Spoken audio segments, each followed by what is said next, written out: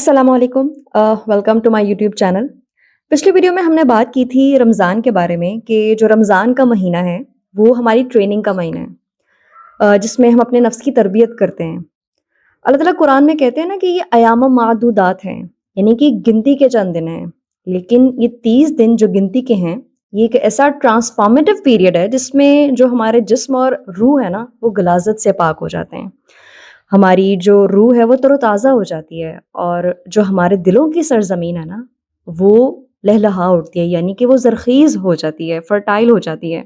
आप यूँ कह लें कि पूरा रमज़ान हमारे लिए लाइफ़ चेंजिंग साबित होता है। हमें एक ज़िंदगी बख्शता है ये रमज़ान।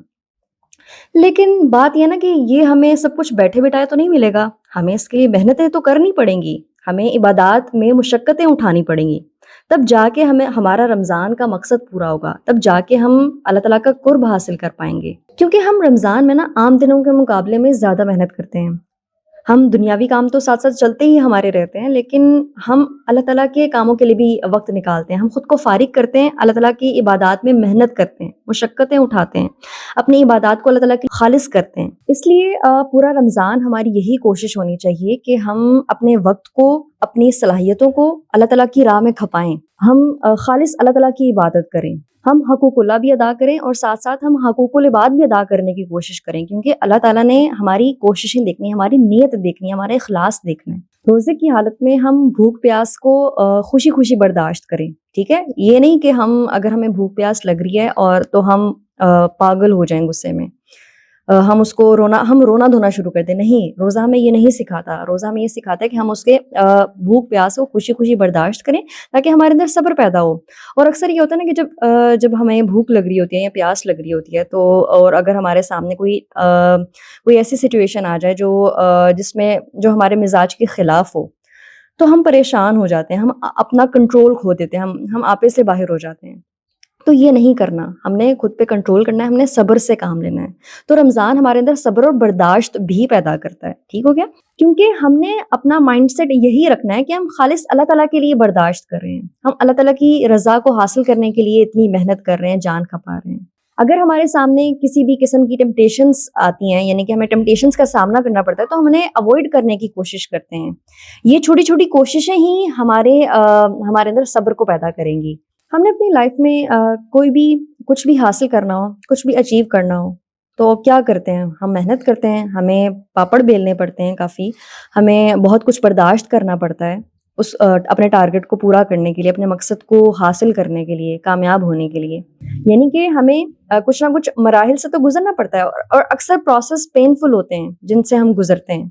तो हम जितनी भी मुश्किलात को बर्दाश्त करेंगे ना रोज़े की हालत में, हमारे अंदर उतना ही सब्र पैदा होता है। फिर आने वाले वक़्तों में हमारे अंदर मुश्किलात को झेलने की जो सलाहियत है, वो बढ़ती चली जाएगी। यहाँ पर मैं आपको एक पॉइंट बताती चलूँ कि इस्लामिक हिस्ट्री को अगर आप देखें, तो जितने भी ग़ज़वात थे, जंगें वग़ैरह हुई हैं, वो रमज़ान के महीने में हुई थी। अब इसके पीछे क्या हिकमत थी? क्योंकि देखिए ना, रमज़ान में जब जो सहाबा किराम थे, जो मुसलमान थे, वो हिस्सा ले रहे हैं ग़ज़वात में, जंगों में, तो रोज़े की हालत में वो भूख-प्यास भी बर्दाश्त कर रहे हैं, ठीक है? अपनी जिस्मानी ताकत का इस्तेमाल भी अपनी ज़हनी ताकत का इस्तेमाल भी कर रहे हैं, ठीक हो गया? तो अल्लाह ताला की इस सब के पीछे हिकमत यही थी कि इंसान के अंदर सब्र पैदा हो, ठीक है? इंसान के अंदर मज़ीद आगे जब भी वो कोई मुश्किल का सामना करना पड़े, उसके अंदर वो इतनी सलाहियत हो कि वो किसी भी तकलीफ़ को ईज़िली बर्दाश्त कर सके और अपने मकसद को पूरा कर सके। इसी चीज़ को मैं आपको एक मिसाल से बताती हूँ। अगर आप गन्ने को एक नरम रुई में रख देंगे ना उसका जूस निकालने के लिए, तो उसमें से जूस कभी भी नहीं निकलेगा, जो गन्ने का जूस है। लेकिन अगर आप उसे क्रशर के अंदर रख देंगे गन्ने को, तो क्या होगा? गन्ने का जूस बाहर आता जाएगा। इससे क्या पता चलता है कि इंसान की फ़ितरत ही यही है, जब तक उस पर प्रेशर ना डाला जाए, जब तक उसके सामने हालात इस तरह से पैदा ना किए जाएँ जिसमें एक दबाव हो, एक प्रेशर हो, तब तक उसकी सलाहियतें निखर कर सामने नहीं आती, तब तक उसके अंदर क्वालिटीज़ डेवलप नहीं होती हैं। तो अल्लाह ताला भी हमारे अंदर इन्हीं हालात को पैदा करके हमारे अंदर सब्र डेवलप करवाना चाह रहे हैं, क्योंकि हम रोज़ा रख रहे हैं। रोज़े की हालत में हम बहुत कुछ बर्दाश्त कर रहे हैं। हम अपनी बुनियादी ज़रूरियात को बर्दाश्त कर रहे हैं, यानी कि खाना-पीना और भूख-प्यास, ठीक है? इसके अलावा हम अपने मुख्तलिफ इमोशंस को, यानी कि नेगेटिव इमोशंस को कंट्रोल करते हैं। اپنی ٹیمپٹیشنس کو کنٹرول کرتے ہیں. تو یعنی کہ ایک دباؤ کی حالت ہوتی ہے نا، تبھی جا کے ہمارے اندر ہم نکھرتے ہیں، ہماری پرسنالٹی نکھر کر سامنے آتی ہے، ہم اللہ تعالیٰ کا ایک مقرب بندہ بنتے ہیں. اب ایسا ہے کہ انسان کی فطرت یہ ہے کہ وہ تب تک کوئی کام نہیں کرتا جب تک اس کام کے بدلے اسے کوئی کچھ پے نہ کیا جائے، کوئی معاوضہ نہ دیا جائے، وہ تب تک کوئی کام نہیں کرتا. اب دیکھیں نا، آپ بہت سے لوگ جاب کرتے ہیں، اکثریت پورا مہینہ وہ 30 دن محنت کرتے ہیں، اپنے باس کا ہر حکم مانتے ہیں، ٹھیک ہے.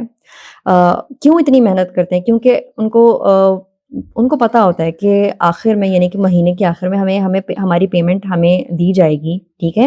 اور جو بیسیکلی وہ پیمنٹ ہوتی ہے، جو معاوضہ ہوتا ہے، وہ انہیں انسان کو موٹیویٹ کرتا ہے کہ مجھے کام کرنا ہے، مجھے محنت کرنی ہے، مجھے اپنے باس کو راضی کرنا ہے، تبھی جا کے وہ مجھے بونس بھی دے گا اور مجھے میری جو حق حلال کی کمائی ہے وہ بھی دے گا.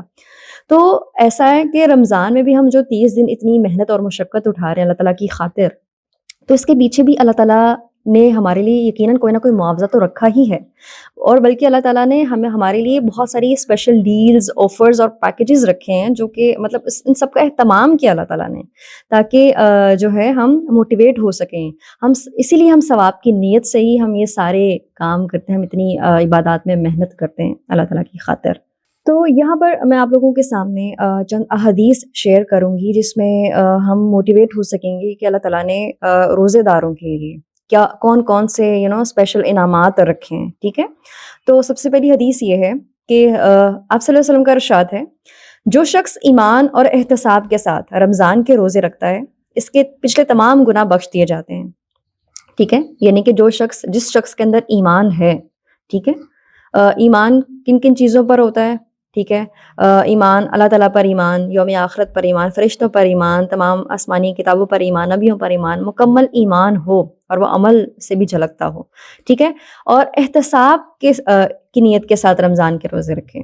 اب احتساب کیا ہوتا ہے؟ احتساب کا مطلب یہ ہوتا ہے کہ ہم کوئی بھی کام کریں تو وہ اس کے پیچھے ہم اللہ تعالیٰ سے اجر کی امید رکھیں، اللہ تعالیٰ سے ہم ثواب کی امید رکھتے ہوئے نیک کام کریں.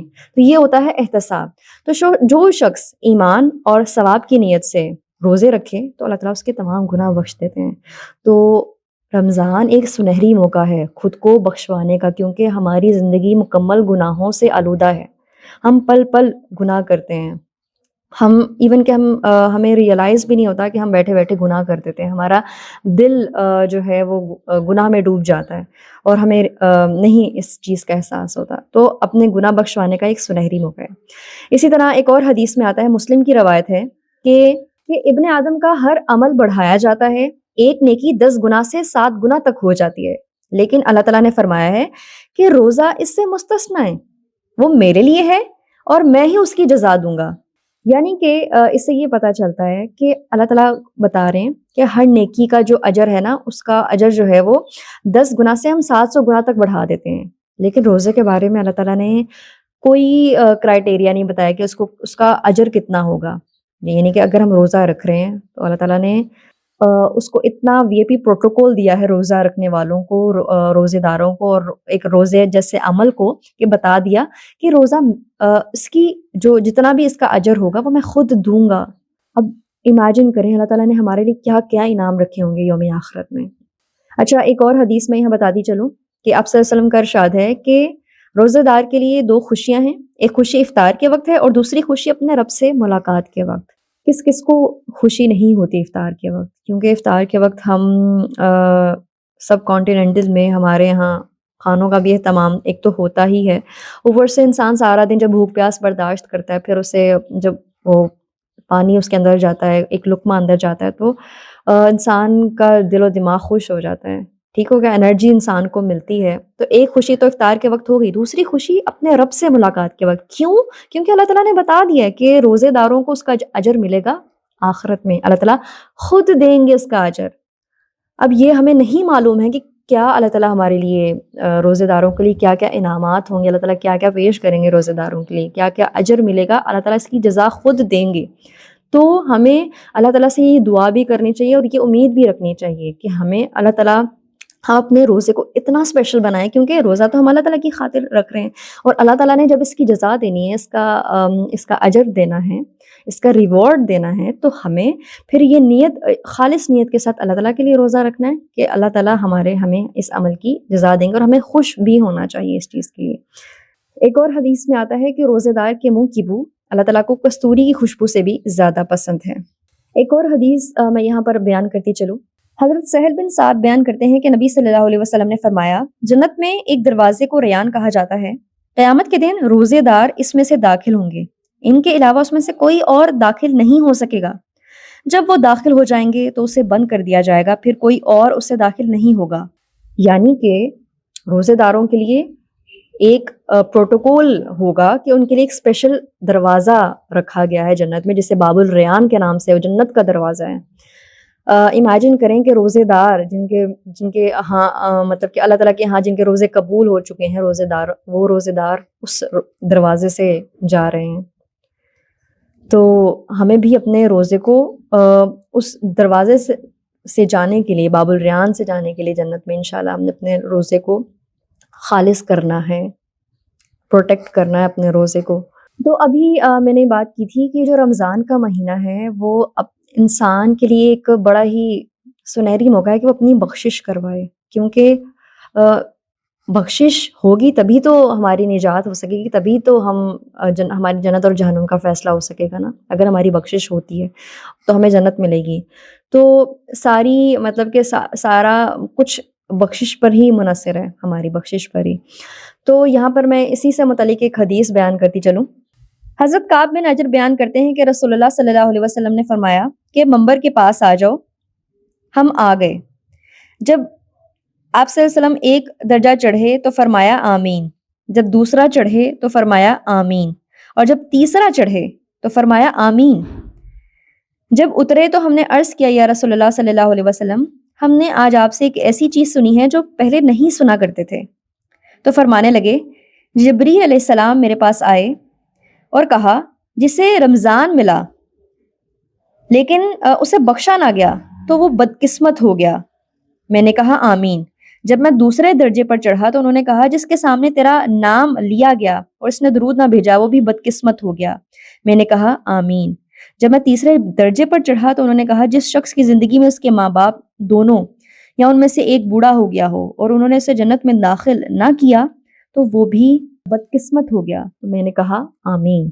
کتنی فضیلت ہے۔ سب سے پہلے آپ نے آمین کہا تھا رمضان، یعنی کہ رمضان کے بارے میں، کہ جس کی زندگی میں رمضان آتا ہے اور وہ انسان بخشا نہیں جاتا تو وہ بدقسمت ہے، ہو جاتا ہے، اور آپ صلی اللہ علیہ وسلم نے اس پر آمین کہی ہے۔ کتنی بڑی بات ہے کہ ہماری زندگیوں میں رمضان آ جاتے ہیں، کتنے ہی گزر جاتے ہیں، اور ہم اپنی زندگی میں رمضان کو کوئی اہمیت ہی نہیں دیتے ہیں۔